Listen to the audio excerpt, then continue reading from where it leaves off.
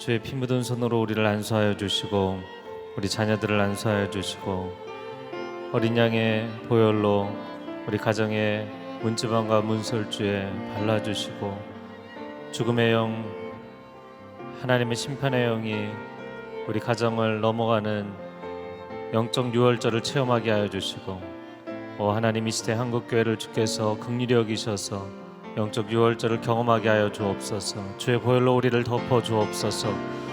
함께 통성으로 기도하겠습니다. 사랑하는 주님, 주 예수 그리스도의 보혈로 우리를 덮어주시기를 원합니다. 그 보배 피로 우리를 덮어주시기를 원합니다. 주의 피 묻은 손으로 우리를 안수하여 주시기를 원합니다. 어둠의 영들은 떠나갈지어다. 거짓의 영들은 떠나갈지어다. 죽음의 영들은 떠나갈지어다. 하나님의 사람들, 하나님의 자녀들을 공격하고 죽게 만들고 유실되게 만들고 방황하게 만들고 하나님을 등지고 떠나게 만드는 모든 악한 계획들은 떠나갈지어다. 오 하나님, 하나님의 영광만을 바라보게 하여 주시고 주께서 주를 경외하는 사람들, 주를 경배하는 사람들 살리시고 보호하시고 회복하시는 것을 경험하며 간증하며 선포하는 하나님의 자녀들 되게 하여 주시옵소서.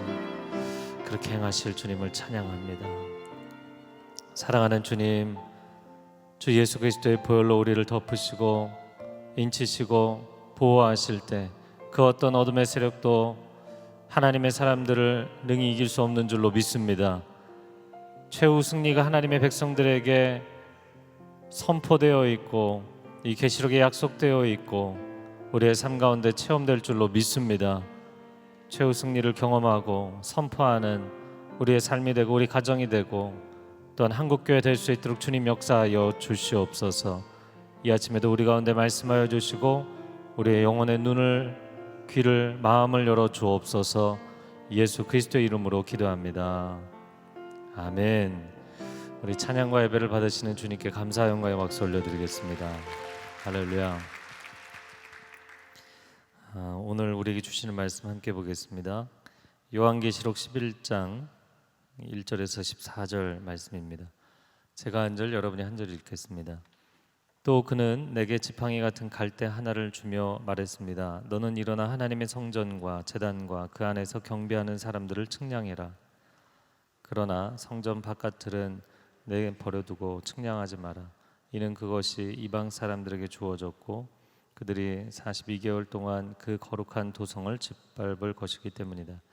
내가 내 두 증인에게 권세를 줄 텐데 그들은 굵은 베옷을 입고 1260일 동안 예언할 것이다. 이들은 이 땅의 주 앞에 서 있는 두 올리브나무요 두 촛대입니다. 누구든지 그들을 해치려고 하면 그들의 입에서 불이 나와 그들의 원수들을 집어삼킬 것입니다. 누구든지 그들을 해치려고 하면 반드시 이같이 죽임을 당할 것입니다. 이들은 하늘을 닫을 권세를 가지고 있어 그들이 예언하는 날들 동안 비가 내리지 않게 할 것입니다. 또 그들은 물을 피로 변하게 하며 언제든지 원하는 때 갖가지 재앙으로 땅을 칠 권세를 가지고 있습니다. 그들이 그들의 증언을 마칠 때 무주강에서 올라오는 짐승이 그들을 공격해 그들을 이기고 그들을 죽일 것입니다. 그리고 그들의 시체는 큰 도성의 거리에 놓일 것입니다. 이 도성은 영적으로 소돔과 이집트라 불리는 곳으로 그들의 주께서 십자가에 못 박히신 곳입니다. 백성들과 족속들과 언어들과 나라들로부터 온 사람들이 3일 반 동안 그들의 시체를 구경할 것이며 그들의 시체를 무덤에 장사하는 것을 허락하지 않을 것입니다. 땅 위에 사는 사람들이 그들로 인해 서로 선물들을 주고받으며 기뻐하고 즐거워할 것입니다. 이는 이 두 예언자가 땅 위에 사는 사람들을 괴롭혔기 때문입니다. 그러나 3일 반 후에 생명의 영이 하나님께로부터 그들 속으로 들어가니 그들은 제 발로 일어섰습니다. 이에 그들을 지켜보던 사람들에게 큰 두려움이 엄습했습니다. 그때 그들은 하늘에서 그들에게 말하는 큰 음성을 들었습니다. 이리로 올라오라. 이에 그들은 원수들이 지켜보는 가운데 구름을 타고 하늘로 올라갔습니다. 바로 그때 큰 지진이 일어나 도성의 10분의 1을 무너뜨렸고 7,000명의 사람들이 그 지진으로 죽었습니다. 이에 살아남은 사람들은 몹시 두려워하며 하나님께 영광을 돌렸습니다. 두 번째 재앙이 지나갔습니다. 세 번째 재앙이 곧 닥칠 것입니다. 아멘. 오늘 하루도 진리의 말씀으로 진리의 영으로 충만한 하루가 되시기를 축복합니다. 네, 요한계시록 10장도 두 번째 시리즈의 재앙인 나팔 재앙의 여섯 번째 이후에 삽입된 본문이었는데 오늘도 삽입된 본문입니다. 중간에 흐름, 그러니까 이 나팔 재앙이 1, 2, 3, 4 이렇게 쭉 나가는 여섯 번째에서 일곱 번째 넘어가기 전에 이 삽입된 본문들이 계속 나오고 있습니다. 주제는 두 증인의 환상입니다. 두 증인의 환상. 계시록이 전체적으로 난해하지만 그 중에서도 좀 해석이 분분하고 난해한 본문입니다. 그러나 상징적인 표현들을 잘 이해하면 무난하게 이해할 수 있는 그런 본문입니다. 1절 말씀에 보면 그는 내게 지팡이 같은 갈대 하나를 주었다. 요한이 지팡이 같은 갈대를 받았다. 나무 막대기 같은 갈대. 유대인들은 측량자로 갈대를 사용하죠. 그래서 측량자를 받았다는 것입니다. 그런데 건물을 측량하는 데는 두 가지 목적이 있는데 그것은 한 가지는 재건이나 보수. 그래서 원래대로 이게 맞는 사이즈인가 측량을 해서 부족한 부분이 있으면 재건하고 보수하는. 두 번째는 그것에 합당하지 않기 때문에 파괴하는. 그래서 하나님의 회복과 심판을 상징할 때 하나님께서 측량하신다 이렇게 표현을 하는 것이죠. 그런데 1절에 보니까 하나님의 성전과 제단과 그 안에서 경배하는 사람들, 예배자들을 측량하라 이렇게 돼 있어요. 앞에는 건물을 측량하라고 되어 있는데 뒤에는 사람들을 측량하라고 되어 있잖아요. 그래서 이게 함께 나와 있고 전체 흐름을 놓고 보면 사실은 성전을 측량하는 것이 아니라 사람이 핵심인 거죠. 그래서 하나님을 경외하는, 지금 이 구약 시대를 이야기하는 게 아니기 때문에 사실은 이 성전은 예루살렘 성전을 이야기하는 것이 아니라 예수 그리스도를 믿고 하나님의 자녀가 되어서 예배하는 교회 성도들을 이야기하는 것입니다. 자, 그런데 2절에 보니까 성전 바깥들은 버려두고 측량하지 마라. 이방인들에게 내주어서 그들이 42개월 동안 짓밟을 것이다 이렇게 돼 있어요. 교회에 대한 이방 권력, 세상 권력, 특별히 로마 제국이 공격하고 박해하는 그러한 기간이 42개월 동안 있을 것이다. 3절에 보면 내 두 증인에게 권세를 줄 텐데 그들은 굵은 베옷을 입고 1260일 동안 예언한다. 42개월이 날수로 치면 1260일이고 그리고 내일 나오는 12장 본문에 의하면 한때, 두때, 반때이죠. 그래서 어떤 분은 한때, 두때, 반때가 아침, 점심, 이른 저녁이냐고 이렇게 질문하시더라고요. 그게 아니라 한때이고 그 다음에 한때 더블이니까 두 때이고 그리고 반때잖아요. 이게 3.5를 얘기하는 거죠. 3년 반. 여기 오늘 본문에서는 9절에 보면 3일 반이라는 표현이 나오는데 3일 반 동안 죽어 있었고 3일 반 후에 다시 부활하잖아요. 이것도 3.5 결국 같은 기간을 이야기를 하는 것입니다. 자, 그런데 이 한때, 두때, 반때에 대한 표현은 예언서, 구약의 예언서 묵시록을 익숙하게 읽었고 기억하시는 분들은 기억을 할 것입니다. 이 다니엘이 안티오쿠스 에피파네스 헬라 제국을 이 네 가지로 갈라지면서 그 네 가지로 갈라졌던 제국 중에서 특별히 이 왕이 참남한 일을 굉장히 많이 행하였기 때문에 그에 대한 예언의 기간으로 나와 있죠. 근데 이 3년 반이라는 기간은 무엇을 의미하는가? 그래서 또 어떤 분은 질문하기를 예수님은 3일 만에 부활하셨는데 3.5면 4일 만에 이 사람들이 살아난 건데 3.5가 뭐를 의미하느냐? 7년 완전수의 절반이잖아요. 그 세상의 권력, 그냥 보면 세상 국가 권력이지만 그 배후의 사단의 조종에 의한 그 영적으로 어두운 그 국가 권력이 교회를 아무리 박해하고 공격할지라도 완전히 무너뜨릴 수는 없을 거라는 거예요. 할렐루야. 그래서 하나님의 백성들에게는 소망을 주는 숫자인 것이죠. 이 기간 한때, 두때, 반때는 박해의 기간이 될 것일 뿐만 아니라 하나님께서 교회를 보호하시는 기간이 될 것입니다. 그래서 바깥들에서는 막 칼바람이 불겠지만 그 안에 있는 하나님의 백성들을 지키실 거예요. 그 기간을 의미하는 것입니다. 고난의 기간이자 위로의 기간이 될 것입니다. 자, 3절에 두 증인이 등장을 하는데 도대체 이 두 증인은 누구냐? 정말 특정인 두 사람을 이야기하는 것이냐? 아니면 무엇을 상징하는 것이냐? 성경은 성경 본문의 문맥으로 또 성경 전체의 문맥으로 해석을 해야 되기 때문에 4절 말씀에 보면 두 올리브나무, 두 감람나무, 두 촛대다 이렇게 돼 있어요. 두 증인이라고 돼 있는데 증인이 왜 한 증인이 아니고 두 증인이냐? 이것도 구약 성경에 익숙한 유대인들이 보면 너무나 익숙한 거죠. 증인으로서의 필요수 2명 이상이 돼야 되는 거거든요. 항상 적어도 2사람이나 3사람의 증인이 있어야만 그의 죄를 정할 수 있다. 이게 법정에서의 판결 기준이죠. 증인으로서의 필요수이자 완전수입니다.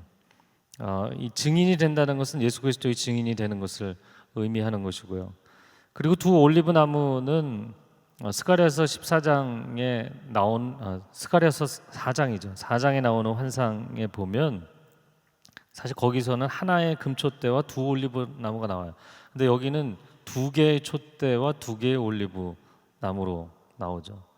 거기서 이제 촛대와 두 올리브 나무가 다른 것을 상징하는데 여기서는 같은 걸 상징합니다. 두 올리브 나무는 당시에 어떻게 보면 사회 지도자였고 영적인 지도자였던 수룹바벨과 여호수아를 상징하는 것이라고 스가랴 4장에 이야기를 합니다. 두 증인이고 두 감람나무다. 또 감람나무는 하나님의 백성에 대한 상징이기도 하죠. 그리고 두 촛대 이렇게 되어 있는데 촛대는 계시록에서 뭘 상징하나요? 계시록 1장에 말씀했죠. 촛대는 교회를 상징한다 이렇게 되어 있죠. 그러니까 사실 아까 그 예루살렘 성전을 측량한다 이렇게 되는데 성전도 결국엔 교회를 이야기하는 것이고 이 두 촛대도 교회를 이야기하는 거예요. 근데 저는 계속 이 본문을 묵상하면서 하나님 하나의 촛대 하나의 증인이 아니라 두 촛대이고 두 증인이어서 감사합니다. 여러분 영적인 고난과 박해 시즌에도 하나님의 사람들이 끝까지 동역하면서 이 어려움을 뚫고 나가게 될 줄로 믿습니다. 이게 얼마나 감사한 일인지 모르겠어요. 사실 지금 젊은 세대 우리가 이렇게 신앙생활하고 여전히 새벽 예배 열심히 드리고 있지만 여러분 다음 세대를 위해서 정말 기도해야 되고 갈수록 취업률이 낮아지고 취업하기가 어려운데 시험 기간에 학원 특강을 가야지 무슨 교회를 가냐. 교회 다니는 부모님도 그렇게 가르치고 있거든요. 그렇게 해서 아이들 대학 보내면 대학이 어떤가요? 대학이 갈수록 굉장히 빨리 세속화되고 있잖아요. 지금 양성평등의 문제를 넘어서서 성 정체성을 무너뜨리는 교육이 이제는 일선 학교에서 진행이 되고 있잖아요. 제가 성도 가정 신방하고 최근에 그 얘기를 들으면서 아이들이 그런 자리에 성교육을 받으러 가는 그런 자리에 가지 않으면 하루 종일 학교에 남아서 혼자 남아서 도서관에서 공부를 하고 있어야 되는 거예요. 다른 아이들과 어울릴 수 없고 따돌림을 당해야 되고 그걸 선택할 수밖에 없는 지금 대학가가 몰려있는 신촌 지역에 대학생들 복음화율이 2%랍니다. 2%. 한 10년 전에 5%라고 그랬는데 몇 년 전에 3%였고 지금 2%입니다. 그러니까 교회 다니면 이상한 애인 거예요. 지금 그런 상황까지 왔습니다. 교회는 그 다음 세대, 넥스트 제너레이션을 생각하면 굉장히 심각한 상태에 놓여 있는 거예요. 이번 오는 주일날 양재에서 사북까지 예배드리고 얼른 달려가서 포항에서 포항 기쁨의 교회에서 청년들, 대학생들 집회하기로 했는데요. 포항 공대 그리고 한동대 같이 연합해서 집회를 합니다. 저녁에. 그렇게 다시 젊은이들 예배를 일으키겠다고 하는 게 얼마나 감사한지 모르겠어요. 여러분, 그런 젊은이들이 주변에 있다면 격려해 주셔야 됩니다. 여기 하루 4번 예배 드렸지만 당연히 달려가서 도와줘야죠. 12월 달에 갑자기, 사실 지지난주였던 것 같아요. 지난주에 한 그 대학생이 저희 교회 대학부 친구가 아무 예고도 없이 연락도 없이 그냥 교육자실에 찾아왔어요. 한예종, 한국예술종합대학 아시죠? 한예종, 우리나라에서 아티스트를 키워내는 가장 좋은 학교입니다. 전문적인 학교예요. 근데 그 한예종의 학생인데 저희 교회 대학부 친구인데 찾아와서 한예종 연합 예배가 10주년이 됐는데 목사님 다시 와주면 좋겠습니다. 제가 10년 전에 한예종의 한 조교가 연락이 왔는데 그냥 교수님하고 스태프들 몇 명이서 예배드리겠다고 하는 거를 연합 예배를 하십시오. 한예종에 연합 예배가 없다면 연합 예배를 시작하셔야 됩니다. 권면을 해서 진짜 여러 개 과가 서로 아름아름 연락해서 모여서 한 150명이 예배를 드렸던 적이 있어요. 그리고서는 그 첫 예배 후에 두 번째, 세 번째 예배를 드렸었는데 이제 10주년이 됐다고 와달라고. 근데 충격적인 얘기를 들었어요. 한예종에 이제 예술을 하는 친구들이죠. 근데 이 친구들이 창의적인 건강한 창의성을 발휘해서 예술을 하는 게 아니라 자기 영혼을 스크래치를 내서 피를 흘리면서 예술을 하는 거예요. 하나님의 감동하심, 성령의 감동하심 가운데 주시는 창의성을 발휘하는 게 아닌 거예요.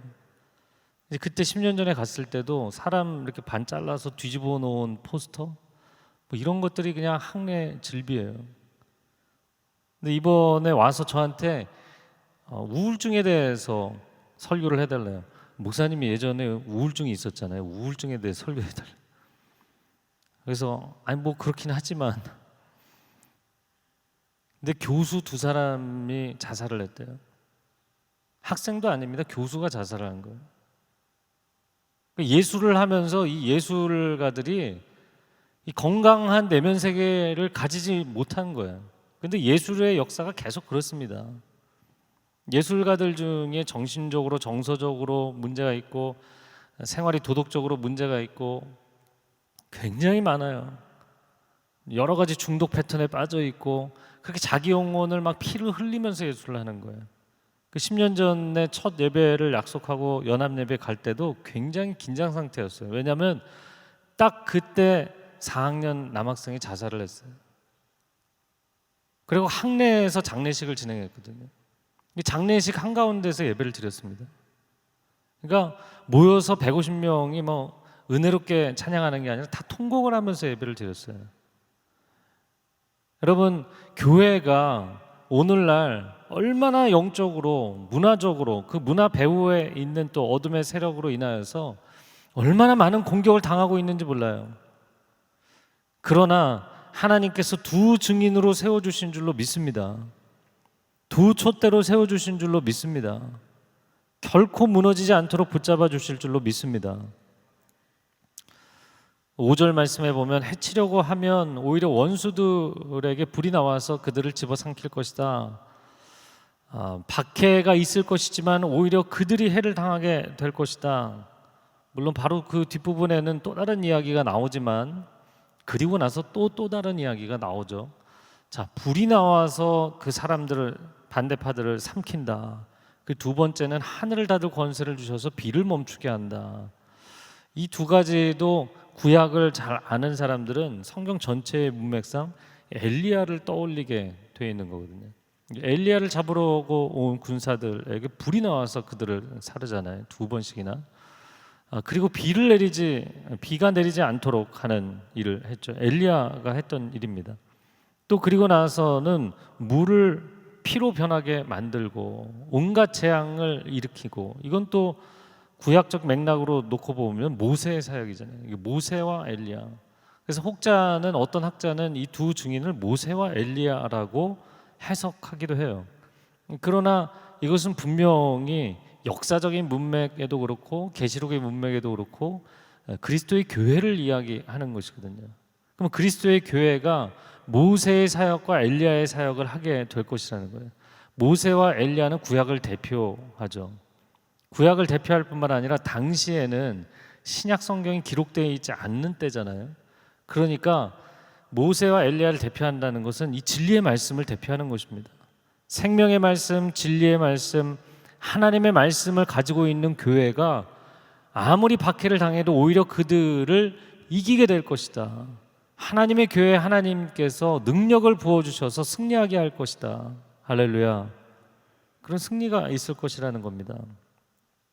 자, 그런데 문제는 아니 그 박해하는 원수들을 집어삼키게 하신다고 해놓고 그 다음에 무저갱에서 올라온 짐승, 7절에 보면 무저갱에서 올라온 짐승이 그들과 싸워서 이겨서 그들을 죽인다는 거예요. 그리고 큰 도성의 길가에 3일 반 동안 그냥 그 시체를 놔둔다. 그리고 9절에 보면 백성들과 족속들과 언어들과 나라들이라고 되어 있잖아요. 계시록 7장의 천상의 환상에 보면 각 나라와 족속과 방언에서 아무라도 능히 셀 수 없는 수많은 사람들이 하나님과 어린 양께 찬송하기를, 딱 그 장면의 지상의 카피본인 것 같지만 이 사람들은 아무도 믿지 않는 사람들이에요. 온 열방에 하나님을 믿지 않을 뿐만 아니라 하나님 대적하는 사람들이 어우 잘 죽었다. 왜냐하면 10절에 보니까 왜 기뻐했냐면 자기들을 너무 괴롭혔다는 거예요. 진리의 말씀으로 자기들을 너무 찌른 거예요. 그 사망 가운데 거하지 말라고 생명의 말씀으로 자꾸 돌아오라고 하는 거예요. 여러분, 교회는 깨어서 등대가 어두운 밤 한가운데 등대의 역할을 감당해야 되는 줄로 믿습니다. 세상이 어둠 가운데 익숙한 자들은 빛을 당연히 두려워하는 것이죠.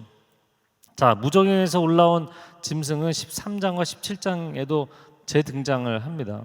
11장에 처음 지금 등장을 한 건데, 이 무저갱이라는 것은 뭐 음부도 그렇고 무저갱도 그렇고 우린 비슷하게 생각하지만 음부는 죽은 자들이 가는 곳이라면 이 무저갱은 사단과 그의 졸개들이 묶여 있는 곳이거든요. 사탄적인 권세. 그런데 이제 짐승은 다니엘서도 그렇고 계시록도 그렇고 국가 권력을 의미하죠. 그러니까 배후에 결국에는 두 증인, 성전, 그리스도의 교회를 상징하는 것처럼 이방 사람들, 그리고 두 번째 장면에서의 이 무저갱에서 올라온 짐승, 다 로마 제국, 사탄적인 백그라운드를 가지고 있는 세상 국가 권력을 의미하는 것이죠. 이 그리스도의 교회를 박해해서 순교자들이 나오게 될 것이에요. 8절 말씀에 큰 도성이라고 돼 있는데, 큰 도성은 영적으로 소돔이자 이집트이다. 이 큰 도성은 또 뒤에 가면 바벨론이라고 부르는 로마를 의미하는 것인데, 근데 그곳은 8절 하반절에 보니까 주께서 십자가에 못 박히신 곳이다 이렇게 돼 있어요. 그곳은 예루살렘이잖아요. 그러면 로마냐 예루살렘이냐, 또 학자들마다 뭐 의견이 갈리지만 예수님께서 예루살렘에서 처형을 당하셨지만 유대 종교 지도자들의 모의로 인하여서 로마 제국의 손에, 그 로마 제국의 처형자들의 손에 의해서 십자가형을 받으신 거잖아요. 그래서 로마로 보는 것이 맞죠. 전체 문맥도 마찬가지고요. 그리고는 9절에 3일반이 나오죠. 42개월 1260일 한때 두때 반때입니다. 교회의 순환의 기간. 세상은 자신들이 승리한 줄 알고 기뻐하게 될 것이다. 그러나 주께서 죽었다고 생각하는, 세상 사람들이 볼 땐 죽었다고 생각하는 그 교회를 다시 살리실 줄로 믿습니다. 교회는 절대로 죽지 않는다는 거예요. 그래서 11절 말씀에 보니까 3일 반 후에 생명의 영이 하나님께로부터 나와서 그들이 두 발로 일어서게 하셨고 부활시키셨을 뿐만 아니라 이리로 올라오라, 그래서 부활 승천까지 하게 됩니다. 그리고 13절에 보니까 큰 지진이 일어나 도성의 10분의 1을 무너뜨리고 7,000명을 죽였다 이렇게 돼 있어요. 살아남은 사람들은 이스라엘의 남은 자들을 이야기하는 표현이 아니라 하나님을 믿지 않는 자들, 이 로마 제국 어둠의 권세 안에 묶여 있는 사람들의 10분의 1이 해를 당하지만 그 남아있는 10분의 9는 하나님께 영광을 돌렸다. 여러분, 사복음서에도 보면 예수님의 가르침과 기적을 보고 사람들이 하나님께 영광을 돌렸어요. 그냥 그들의 수많은 숫자가 사실은 예수님 믿고 있지 않았어요. 그러니까 야, 이건 정말 놀랍다 이렇게 감탄하며 이거 하나님이 하신 일이다 이렇게 인정은 하지만 그들이 회개하고 돌아온다는 뜻은 아닙니다. 두 번째 재앙이 지나갔다. 세 번째 재앙이 닥칠 것이다. 아니 여섯 번째였고 그 다음에 삽입된 내용인데 왜 두 번째 재앙이 지나가고 세 번째 재앙이 예고되어 있는가? 시리즈 재앙으로 놓고 보면 그 뭐 역사 대하 드라마나 이런 거 시리즈로 많이 나오잖아요. 그러면 한 시리즈가 7개로 돼 있다면 인재앙도 6번째까지 가고 나서 7번째 인을 뗐을 때 나팔재앙이 쫙 시리즈로 시작이 되잖아요. 그리고 나팔재앙이 6번째까지 오고 나서 두 번째 시리즈가 끝나고 이제 세 번째 시리즈가 예고되는 것을 이야기하고 있는 것입니다. 저는 이 뒷부분을 보면서 마치 사탄이 하나님의 아들 예수 그리스도를 십자가에 못 박아놓고 자기가 승리한 줄 알았잖아요. 그러나 하나님께서 그 아들 예수 그리스도를 다시 살리신 줄로 믿습니다. 교회도 마찬가지라는 거예요. 교회를 완전히 죽였다고 생각했는데 그 교회는 결코 망하지 않는다. 다시 일어날 것이다. 아무리 연약해 보이고 아무리 부족해 보여도 다시 일어날 거라는 거예요. 마태복음 16장 18절 말씀에 내가 이 반석 위에 교회를 세우리니, 저를 한번 따라해 보세요. 음부의 권세가 이기지 못하리라. 할렐루야. 그래서 무저갱에서 올라온 짐승이 공격하지만 그러나 그런 음부의 권세, 사탄의 권세도 이기지 못할 것입니다. 왜냐하면 교회는 예수 그리스도의 두 증인이기 때문이에요. 땅 끝까지 이르러 이 복음을 증거하고 하나님의 구원을 완성해야 되는 사명이 교회에 있기 때문에 교회가 그 사명을 못 다하고 무너지게 되면 하나님의 구원 계획이 완성이 안 되는 거예요. 교회가 탁월해서나 완벽해서가 아니라 하나님의 계획이 완전하기 때문인 줄로 믿습니다. 그 완전하신 계획 안에 연약해 보이지만 교회가 포함되어 있기 때문에 교회는 결코 끝나지 않는다는 거예요. 죽은 것 같아도 다시 일어나게 된다는 거예요. 제가 이 두 번째 부분 이렇게 묵상을 하면서 계시록의 앞부분에 7교회에 주신 말씀 가운데 내가 죽도록 충성하라, 내가 생명의 면류관을 내게 주리라. 할렐루야. 죽도록 충성하면 사실 죽었잖아요. 아니 오히려 원수들을 이긴다고 말씀하시곤 죽게 놔두시면 어떡합니까? 그런데 다시 살리셔서 영광 가운데 부활 승천케 하시고 생명의 면류관을 주시고 영광의 면류관을 주시는 거잖아요. 여러분 이 마지막 때에는 신앙생활 할 때 더 레디컬하게, 익스트림하게, 더 근본적으로, 더 강력하게 하셔야 됩니다. 왜냐하면 시대의 흐름이 너무나 강하기 때문이에요. 세속의 흐름, 어둠의 흐름이 너무나 강하기 때문이에요. 하나님, 저를 한번 따라해 보시겠어요? 하나님은 반전의 하나님이십니다. 할렐루야. 유럽의 교회들이 교회들이 다 줄줄이 무너지고 예배당이 술집으로 바뀌고 예배당이 모스크로 변하고, 그러나 하나님께서 유럽의 교회들을 다시 살리실 줄로 믿습니다. 유럽 안에 새로운 영적인 운동들이 일어나고 있어요. 유럽 안에 새로운 복음주의 교회들이 일어나고 있어요. 우린 그래서 유럽의 교회들을 위해서도 기도해야 됩니다. 미국의 교회들이, 기존의 교회들이 줄줄이 많이 무너졌어요. 근데 놀랍게도 미국 안에 한국에 우리가 교회 생활하는 것보다 더 강력하게 신앙생활하는 건강한 복음주의 교회들이 강력하게 일어나고 있어요. 그래서 교회에 많은 사람들이 와도 정말 헌신된 제자가 되지 않으면, 멤버십으로 받아들이지 않고 제자가 되면 그 사람은 정말 목숨 걸고 신앙생활 하는 거예요. 그리고 교회는 목숨 걸고 그 사람을 테이크케어하고 도와주고 보호해 주는 거예요. 끝까지. 굉장히 단단하고 강력한 복음주의적인 교회들이 미국 안에서, 그런 복음주의적인 교회들은 다 이 어려운 시대를 뚫고 나가고 이기고 있어요. 동남아시아에 있는 교회들도 다, 이 아시아권에 있는 교회들도 부흥합니다. 중국이 저렇게 교회들을 무너뜨리지만, 교회를 철폐하고 있는 건물 무너뜨리고 하지만 중국에 있는 교회들이 더 정결해질 줄로 믿습니다. 일본에 엄청난 쓰나미가 있고 나서, 국가적인 재난이 있고 나서 사실은 예전과 또 달라요. 매년 아우니치를 가보는 목회자들과 사역자들은 일본 사람들의 마음이 영적으로는 굉장히 많이 부드러워져 있어요. 하나님께서 그 어려운 땅에서도 교회들을 일으키실 줄로 믿습니다. 대만도 어렵지만 대만의 교회들이 10년 전과 또 다르게 엄청난 부흥을 했어요. 지금은 이제 10년 전엔 대만의 교회들이 우리를 배웠지만 이제는 우리가 그 교회들을 배워야 될 정도로 영적으로 굉장히 많이 성장했어요. 한국의 교회들이 죽을 것 같지만 그러나 하나님 다시 살리실 줄로 믿습니다. 이 시간 함께 기도하겠습니다. 기도할 때 원수가 이 시대에 공격해서 하나님의 교회들을 죽이고 짓밟고 조롱하고 우리를 지긋지긋하게 괴롭혔는데 교회들이 이제 무너져 가는구나. 인본주의적인 정권이, 인본주의적인 지도자들이 교회를 무너뜨리고자 하여도 하나님은 하나님의 교회를 다시 살리실 줄로 믿습니다. 하나님, 한국교회가 다시 회복되게 하여 주옵소서. 다시 일어나게 하여 주옵소서. 유럽의 교회들이 다시 살아나게 하여 주옵소서.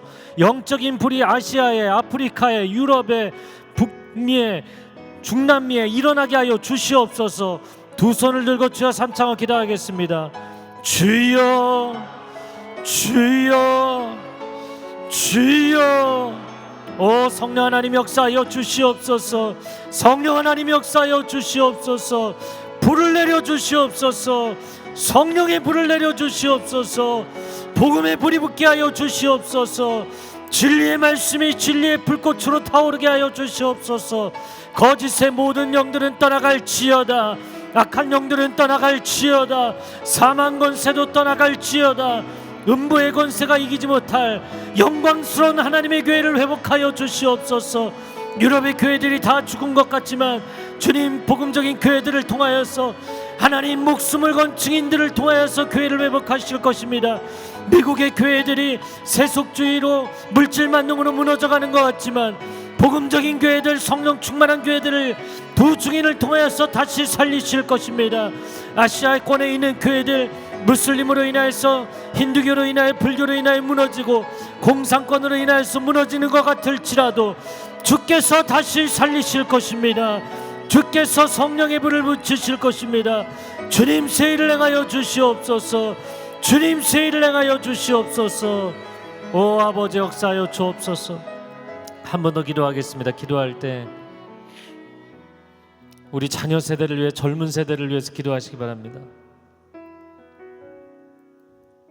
그냥 세상의 흐름이 별거 아닌 것 같고 세상의 사상이 별거 아닌 것 같지만 이 인본주의가 사람들의 영혼을 다 앗아가고 있는 거예요. 우리 자녀들의 영혼을 다 죽음으로 몰아가고 있는 거예요.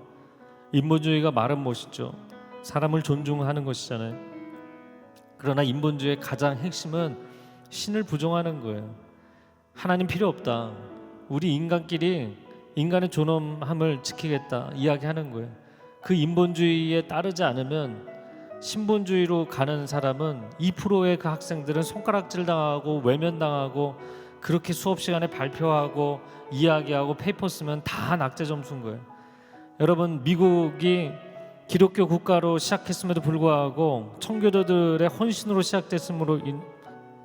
했음에도 불구하고 지금은 대학에서 완전히 세속주의 교육을 가르치기 때문에 하나님을 경외하는 사람들은 손가락질 당하고 외면당하는 거예요. 그걸 감당하지 못해서 정신적으로 고통을 당하고 학교를 그만 나오는 학생들이 나오고 있어요. 하나님, 대학가가 변화되게 하여 주시옵소서. 하나님, 이 시대의 젊은이들이 부흥하게 하여 주시옵소서. 성령의 불이 임하게 하여 주옵소서. 모세와 같은, 엘리야와 같은 청년들이 나오게 하여 주시옵소서. 우리 자녀 세대에 부흥이 있을지어다. 이 시간 다 같이 자리에서 일어나서 기도하면 좋겠습니다. 두 손을 들고 이 시대를 위해, 특별히 다음 세대를 위하여서 전심으로 부르짖어 주여 삼창을 기도하고 개인기도 하겠습니다. 주여, 주여, 주여. 오 성령 하나님, 우리를 긍휼히 여겨 주옵소서. 한국교회를 긍휼히 여겨 주옵소서.